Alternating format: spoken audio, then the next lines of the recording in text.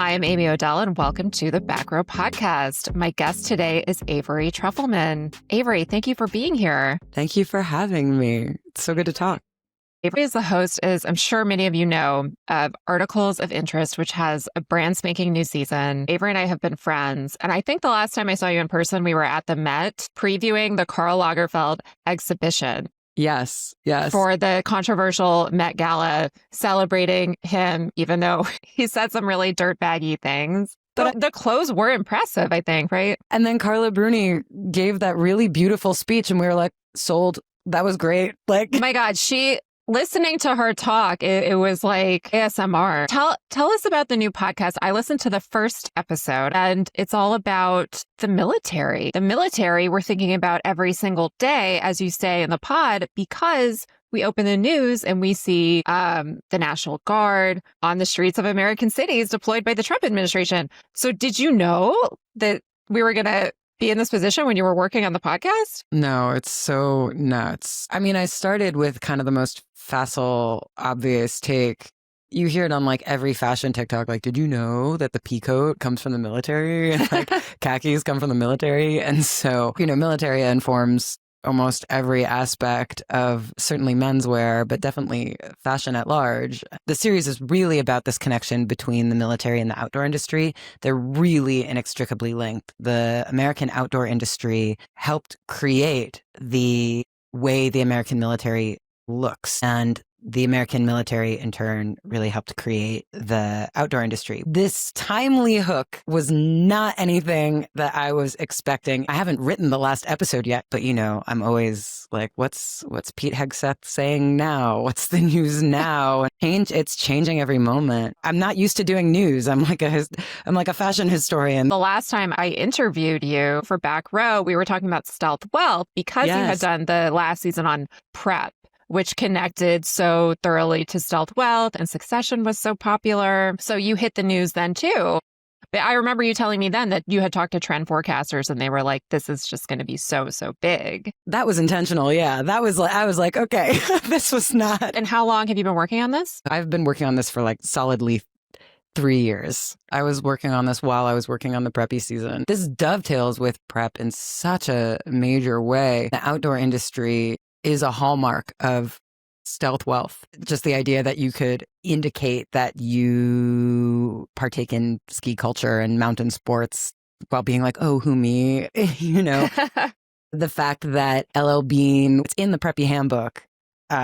Lisa Birnbach takes credit for LL Bean's sales spiking in the 80s. The fact that even in the 40s, khaki pants became part of fundamental preppy clothing. Like these things are all very interrelated. Like as we braid in the military and the outdoor industry and fashion, there is also this long running streak of blue-blooded American wealth that runs through it. And so I was thinking about this thread the whole time, and I was like, I think this is the next thing. And also in the preppy series, there was a lot about how hip hop culture appropriated it and kind of took it as their own, which is also a big thing in the outdoor industry, and how camouflage and the North Face were taken in by hip hop culture and sort of brought this mountain culture into the streets. There are a lot of parallels, and I was like, oh, this is going to be the next thing. So I've been working on this for like solidly 3 years. Respect. Yeah. My books, the last two that I did, each took just about 3 years. You know what it's like to be accidentally timely. I mean, yeah. And then it is great when your subject is in the news. It's fantastic. You sort of pose the idea in this first episode that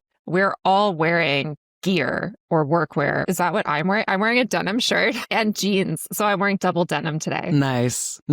Well, it's interesting, right? Because the idea of performance wear, the definition of it has changed over time, right? Like wool, like I'm wearing wool pants. Like wool is also considered a performance fabric. And so denim would definitely be considered a workwear, performance fabric historically. So I could go pave my driveway when we're done in the outfit that I'm wearing. Exactly. I think, if we're speaking like broadly and historically, it's in opposition to clothes that only exist in the name of ornament. That I feel like that's just so alien to us. This idea of kind of suffering, this idea that like, oh, well, you can't really sit, but it looks really good. Or like you can't really breathe, but it looks really good. Be more specific. What would those clothes be? That you can't breathe, you can't sit? Well, obviously in women's wear, it'd be like dresses. But like, we won't stand for that anymore. Like Kim Kardashian going to the Met Gala in the Galliano Margiela corset. Totally. And then we see the impressions that it made on her flesh, right? Exactly. Maybe, on the red carpet that can exist. But I feel like even for wedding gowns, people are like, well, I want to dance. I want to breathe. The idea of being uncomfortable, we won't stand for it anymore. We want to live in our clothes. Close your eyes and imagine the way that militaries used to look, right? Like imagine the Revolutionary War and the British, right? The lobster backs. And a lot of European style military suits were suits. They were these like elaborate ornamental versions of a three-piece suit. For a long time when America was struggling for its identity, we were looking towards the major European powers and kind of copying them. And it wasn't until really World War II that we were like, wait a second, what if we ask soldiers what they want? And it was honestly, there are a lot of parts of doing this reporting that made me very upset. Like I went to a military arms trade show where they were showing missiles and bullets and clothes, and it made me extremely upset and I cried every night.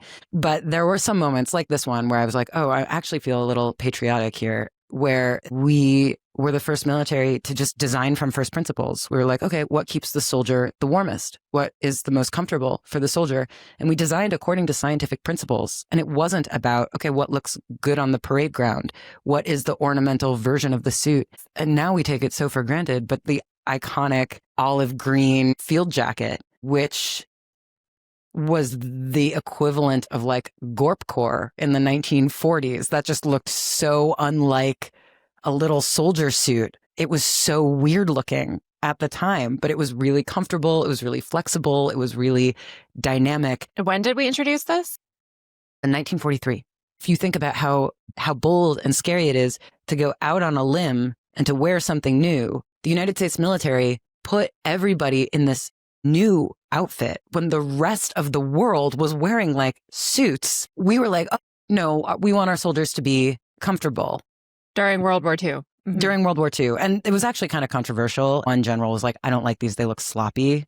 And it was interesting, really dangerous. But it gets into this like line in the sand where we declared this was an American value. We are really prioritizing comfort, performance. This is where we get into like scientific testing is more valuable than whatever, aesthetics. Looking like a soldier. Yeah. And granted, aesthetics weren't not important. The field jacket looks good. It's considered a titan of iconic design. But this is sort of the marriage of form and function that is at the seed of classic American style. And it's like, so yeah, when I say performance, this is a long way of getting that. Like when I say performance fabrics, it's not that like everything has to be stretchy and sweat wicking and like the most high tech thing. But for decades now, we've prioritized comfort on like massive institutionalized government supported scale. Yeah. That's like deep in our psyches. I have to say, I noticed my son is 7, my daughter is 4. And I noticed that, my son and his friends and kids these days, they just don't even want to wear jeans. It's like jeans are over. It's like, it's not comfortable enough. Am I going to be like an old loser that's like too dressed up wearing jeans?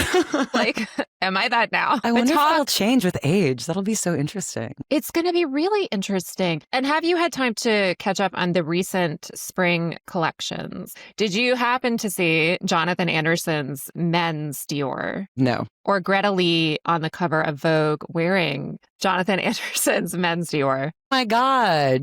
She looks fantastic. I know. She's super cool. She can wear anything.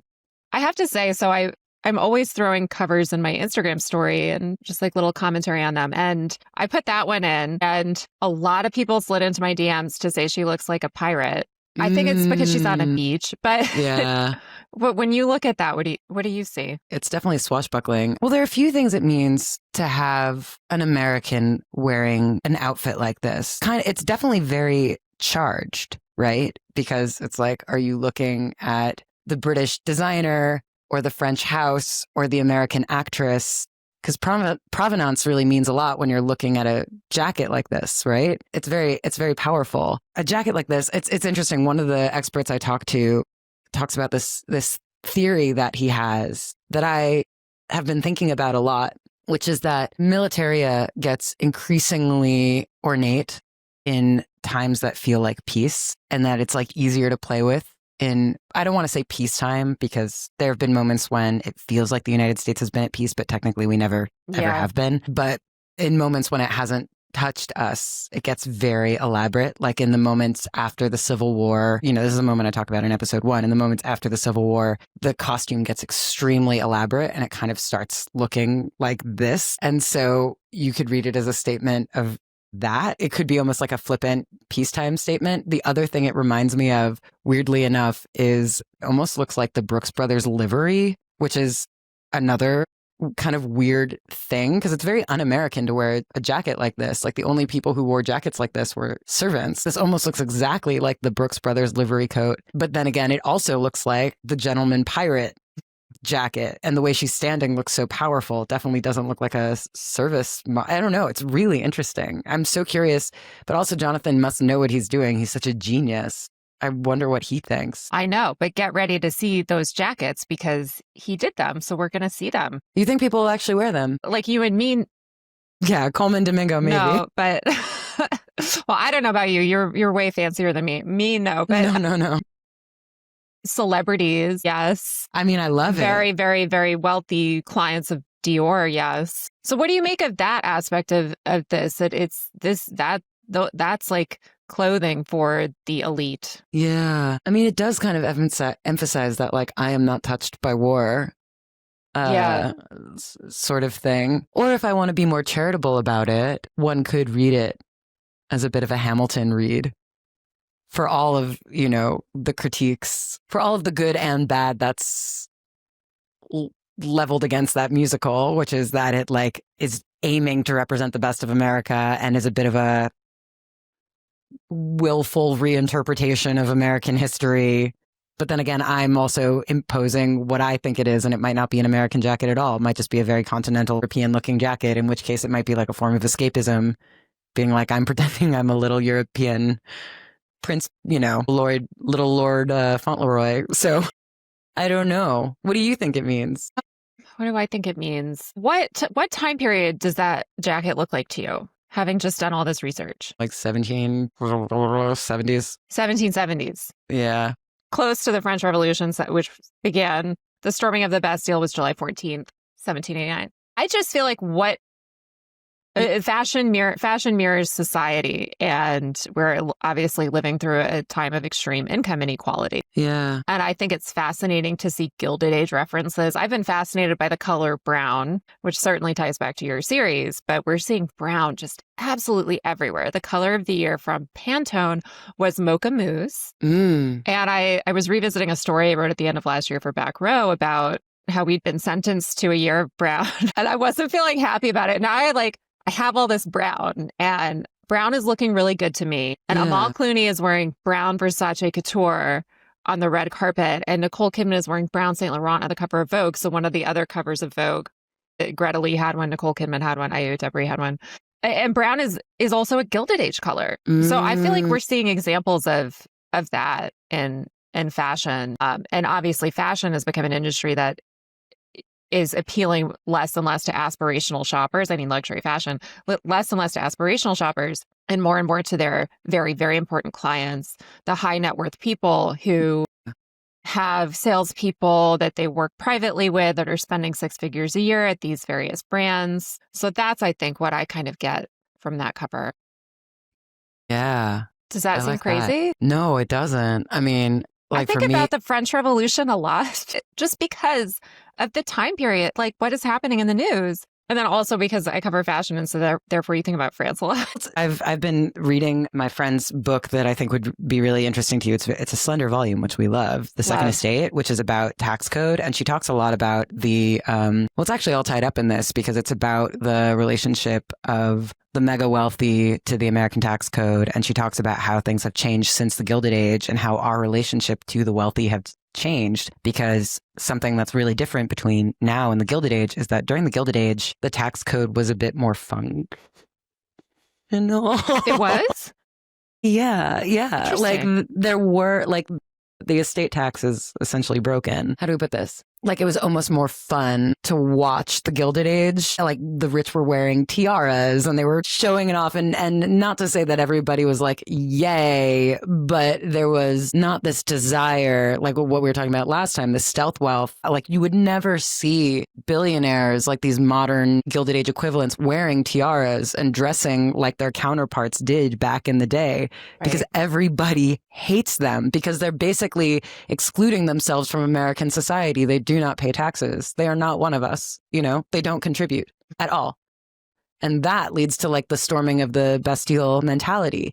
And this actually all comes back to the military in an interesting way, in part because my friend who wrote this book has this theory, and I believe her, that a lot of this is tied up with the abolition of the draft, that the enforcement of the estate tax code was a bit loosened once the draft was loosened, because in a way it was kind of seen as the obligation, the wealthy's obligation to society. Like it was kind of so easy to get out of the draft that it was like, okay, if you're a rich company or a rich individual, like you have to contribute. It was way more enforced. And now it's like, okay, we have a professional army. We can get about like whatever 3 million people every year. It's not as important for everybody to like chip in wartime. There's less of this idea of, you know, obligatory nationwide service. And so it kind of gets back to this idea of what Teddy Roosevelt was talking about in the first episode. There was this idea that, oh no, without war, we don't have any uniting factor in our nation to bring us together, which is kind of fucked up. There should be something that brings us together other than war. It really does seem like America vacillates between these two poles. Like we're united in war, or we drift apart in this massive class inequality in peacetime. And there surely has to be something in between. So I do think your read on this is correct, of this Vogue cover. I want to pivot and talk about Davy Crockett. Sure. Davy Crockett evokes a very strong fashion image. Yeah. So the raccoon hat with the tail. Yeah. And like suede. And if you look in Google Image, like that's what comes up, like drawings that look like that. Yeah. Talk about that look and why you got into it in the podcast. Something that's really interesting is this idea of how Americans thought outdoorsmen should dress, which is a bit of a fiction. And Davy Crockett is really at the heart of that. Like these American myths that were created, obviously, like some of them are sort of half real, like Davy Crockett and Daniel Boone and Paul Bunyan and these like figures of the American West. And they kind of have this Davy Crockett look and this raccoon hat and this fringy jacket. And if you do look at these images, it's this weird mix of like indigenous fetishism, and he's wearing like a collared shirt underneath it. It's this mix of European gentleman adventurer meets, he went shopping. Like he went to an indigenous woman and he bought a buckskin suit. White Americans have always gone shopping. It's just kind of a part of American culture. They landed in a place where they did not have a culture of making clothes for this environment. They did not know how to live here. They bought from indigenous women, you know, they went shopping. And they didn't know how to live here. Talk a little bit more about that. Yeah. What was different? Like dusty, hot, like what? Yeah. I mean, that's another thing. Like it's a big old country. I'm thinking of the American West, is it when I say like dusty and hot? Totally. The American West. And I think a lot of it was in part costume, you know, just like I'm going hunting and I want new clothes. I think a lot of settlers in the New World continued to dress like they were still in Europe. And then when they needed new clothes, they went to the locals. They bought from local indigenous tribes. And functionally, this was the look of authentic outdoorsmen for a very long time. But like, why? What does a fringy suede pant or shirt or, you know, whatever, gloves, what does that do for you when you're in the wilderness? I don't know if it has any sort of practicality. I think a lot of it was about a vibe, signaling, being like, I'm a rugged outdoorsman. I have this like indigenous knowledge. And I think another part of it was most people didn't admit that they shopped. It was like a dirty secret. You weren't supposed to shop. You were supposed to say that you made this suit yourself. You're supposed to be Wow. like, I shot this buck. This is part of the aesthetic of like this raccoon hat that still looks like a raccoon is like, I made this hat. And he probably didn't, you know, he probably bought it. So is this aesthetic of like looking really rugged, looking like you made this all yourself.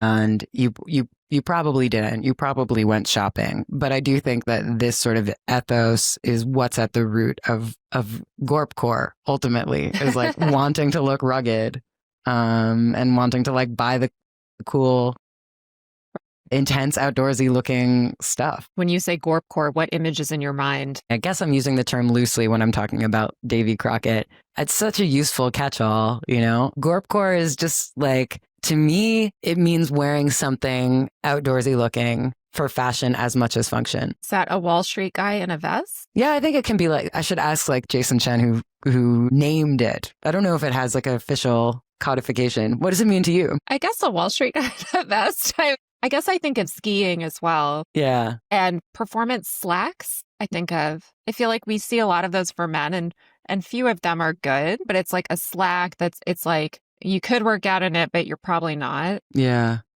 Does that fit for you? Yeah, things that are very like conspicuously performance-y. They've got like stuff hanging off of them and Right. yeah. Right. I related so much to when you said in the podcast, you know, when we go outdoors, like if we're going to go camping, which is not something I do, but if you're going to have that, if you're going to have an experience with nature, the first thing we do is suit up. I've never really got into camping because I never had the stuff. What about glamping? It just strikes me as weird that it's so expensive. I know. To go outdoors. I think glamping, I've not glamped and I've only camped once in my life, but glamping, I just sort of assume it's like being in a hotel room, but the walls are like cloth. Yeah. You know what I mean? And why do it? Why not? Why not just have regular walls? Exactly. Wait, where was the one place you went camping? I think it was in Massachusetts. Okay. You were a kid? Yeah. No, I was an adult and I was in college and I can't believe that this is going to come out of my mouth, but this is a real story. People I knew in college, because I went to NYU where there were a lot of filmmakers. It was like a film about ghost hunting. Yes. So we were ghost hunting in Massachusetts and it involved, I think it was just one night of camping. I can't imagine I would have slept in the woods any longer than that. It's just not my thing. But I think everyone probably has an experience of like, I'm going on a trip and I'm going to do a lot of hiking or I'm going to do rafting or I'm going to, even if you're getting in the water and like you go and you buy your gear and you get ready. I just went somewhere where I needed some sun protective clothing and I'm very fair skinned. And so I bought all this stuff, all this like performance pants because I didn't want to be exposed to the sun, but I didn't want to be hot. Yeah. And I mean, it's nice having access to all this stuff. It's just kind of funny the moment you start thinking about it. I don't know. I think that's part of why I've always liked just biking in the city or taking a walk in the city because I just didn't need to buy anything extra for it. It just already fit into my life. And maybe one day I'll get into the outdoorsy stuff, but it just seems like I'm going to need to acquire a whole new set of things. Next time we see each other, we can glamp instead of go to the Met costume. Yeah, exactly. Yeah, go sit in our like cloth room. Yeah, if someone wants to sponsor a glamping trip, let me know. Yeah. So I think that we're in a moment now, unusually, where thanks to the Trump administration and tariffs, people are thinking about where their clothes are made a little bit more than usual. Yeah. That's another weird timely thing. Realizing how few things are made in the US. And I want you to talk about why military clothing is made here and why that is relevant in general. Thanks to the 1941 Berry Amendment, everything that's made for the United States military has to be made domestically, which makes sense when you think about it. When I was at this military trade show conference, I mean, there are fabrics that can scatter radar. There are, high-tech zippers. When I went to the YKK factory, I wasn't allowed to take pictures because they were like, our zipper technology, is waterproof. It's like clothing. So much actually relies on clothing now. I think it's as advanced a technology as anything. And so it makes sense for many reasons that the United States military would want to keep that production domestic, because if we went to war with a nation that made our uniforms, they would have an extreme tactical advantage, or most fundamentally, they could just stop making our uniforms and then we couldn't fight. Like, what would we do? Fight naked? So it's been this way since the 40s, but a lot has changed since the 40s. Most other clothing industry has gone overseas. And since the 90s, really, most manufacturing of American clothing has been held up by the Berry Amendment, which is to say that most domestic manufacturing, not most, but a large part of American manufacturing has been involved with the military. If you are looking at a website for something that says it's made in USA, just dig around a little bit, see if they do military contracting. Often they do. It's very hard to run a factory in the United States without the support of the Department of Defense. And so it leads to this really interesting conundrum, which I've started to feel differently about ever since doing this research, that if you feel that you don't want to buy anything that supports the military, then you shouldn't buy American. But I don't think that's the answer. I talk to people who do really work very hard to keep clothing manufacture in the United States. I was talking to them before all this tariff nonsense. It's really hard to find sewists in the United States. It's really hard to employ sewists in the United States. Sometimes people will be like, oh, I don't want to support the military. How do I buy things that don't support the military? And I see what they mean. Totally. I think before I did this series, I would have felt the same way. But now, having seen how hard it is for a lot of these domestic companies to keep these jobs and to keep manufacturing in the United States, which is extremely hard to do, I don't think making jackets is very bad. I think it's different than making bombs. To be very clear, that's because it's more expensive to make clothing here than it is in many countries overseas. Absolutely. So absolutely. if they're unable to get business, so then they have to get business from the government. You just notice that a lot of them are outdoor companies, and the outdoor companies have this natural overlap with the military because they are able to produce this technical gear that the military will be naturally interested in. That's so interesting. And where are the factories? Are they in California? Or are they all over? They're all over. It's interesting because it changed over time. The YKK zipper factory, that was in Georgia, and they initially moved their factory down to Georgia because that was the heart of American manufacturing as late as the 90s. That was where all the denim used to be made. And so I'm sure there are a lot of factories in the American South, even though the denim is no longer made there, that they've pivoted to something else. Outdoor research. How dare you accuse my outfit of being unpatriotic? I'm so sorry. Outdoor research was really interesting. They're a popular outdoor company, and they also make accessories like hats and gloves and balaclavas for the military. And then they were like, do you want to see where we make it? And it was there in their office in downtown Seattle. We went one floor up on the elevator, and there was the factory. I went to this one company in downtown Brooklyn, and they were like, oh yeah, we make the stuff here. So the stuff can be sort of sprinkled around. It's in more places than you think. Some of these factories are small. So let's talk about khakis. Khakis are like jeans, right? It's such a universal garment. Probably a lot of people have a pair of khakis in their home. Very long story summarized. The American military didn't used to wear khaki. The American military used to wear blue. That was starting from the time we had a uniform. It was we fought the redcoats wearing blue. And we only switched to wearing khaki after we invaded Cuba, basically. And after Cuba and the Philippines. And when it got too hot. That was late 1800s? Yeah, it was late 1800s, basically on the cusp of the 20th century. Mm-hmm. And it was this really strange, the Spanish-American War was this very strange little war that was weirdly meaningful. Essentially, that's our first war abroad. And it's kind of the first war where we're like, don't fuck with us. And it's really weird because after we fight this war of independence and this, after the Civil War, where we're like, we believe in, no slavery. And then we suddenly are going abroad and we're taking over other countries. We're trying to colonize. It's this really strange moment in American history. And we're clearly very confused about who we are. And it was actually really comforting to me to read in the history how much dissent there was from Americans at the time who were writing and being like, this is really weird. It was really nice to know that there were Americans being like, I don't think we should conquer the Philippines. This is a very bad idea. When we basically launched this strange campaign of colonization that's really unsuccessful, and this is how we end up with Guam and Puerto Rico and Guantanamo Bay, and it's this very strange little moment. This is when we adopt khaki. essentially because we're copying the British. And this is what they wore in their colonial campaigns in, Singapore and in the Raj. We kind of thought we were done copying other countries, but we weren't. Another really interesting thing is later, khaki will make its way out into the masses through military surplus, which is a whole other story. And then it will make its way into sort of the fashion world through the story of Banana Republic. And those are going to be two other stories that will come in the season later. Yeah. I was going to ask, why does khaki persist today? Yeah.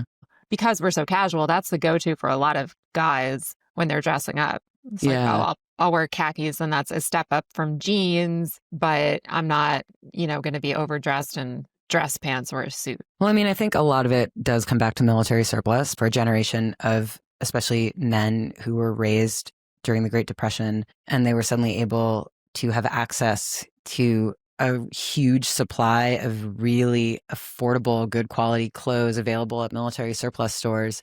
This is just how a whole generation of men dressed, and it created what we consider classic dressing. Like, it's why Buck Mason basically copies military surplus clothes. What we consider classic dressing essentially comes from the military surplus store. And why was there so much great quality stuff at the military surplus store? Essentially the atomic bomb. The Manhattan Project was a secret, and no one knew that the bomb was coming. We thought World War II was going to go on for years. We thought we were going to invade Japan. The United States Army was cranking out like millions of clothes for a war that we thought was going to go on for years. And the bomb drops and the war ends suddenly. And the United States Army is selling off tons of really high quality, cheap clothes, like through the 60s. So there's this flood of like pretty good high quality clothes that people wear as basics for years. And this is part of what this is why like preppies start wearing khakis. It just like lays this foundation of menswear for a generation of people who grew up in the Depression and learned to dress from the surplus store. So that's one thing. And then there's this other layer of it in the 80s, which is Gap buys Banana Republic, which Banana Republic began as a surplus store, essentially, and kind of introduces a new style of it into the 80s.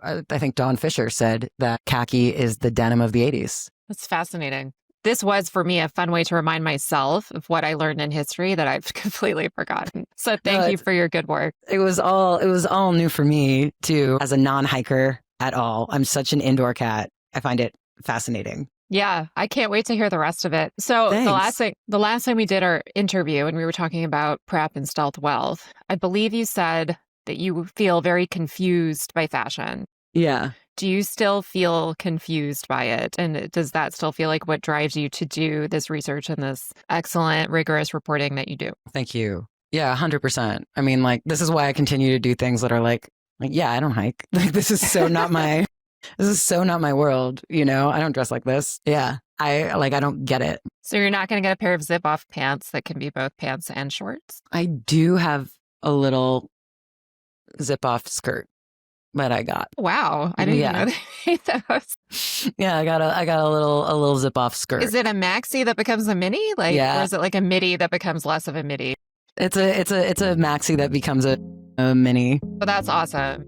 The podcast is Articles of Interest, and it's available wherever you listen to podcasts. Thank you so much, Amy.